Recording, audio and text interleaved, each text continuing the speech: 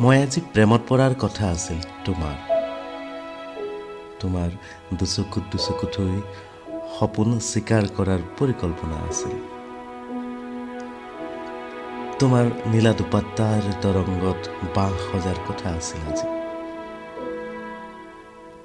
পিছে কথাবোৰ কথা হৈ নাথাকে সদায়।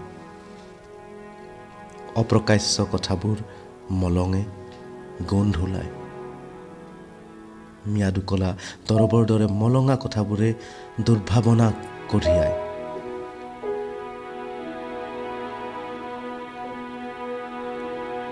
আজি তুমি মোক সুধিছিলা মোৰ প্ৰিয় উপন্যাসখনৰ কথা। মোৰ উত্তৰৰ প্ৰত্যুত্তৰত তুমি এখন সাগৰ সজাৰ পৰিকল্পনাৰ কথা কৈছিলা। তুমি মোক উদ্দেশ্যি কৈছিলা তুমিও চন্দন হোৱা হলে। ময়ো সুধিছিলোঁ তোমাক তোমাৰ প্ৰিয় কি, আকাশ নে সাগৰ? জানানে অঘৰী, আকাশে যে সাগৰত পাতে বাহৰ।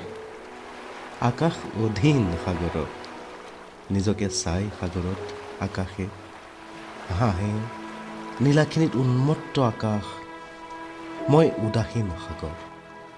কি ভাল পোৱা তুমি, আকাশ নে সাগৰ?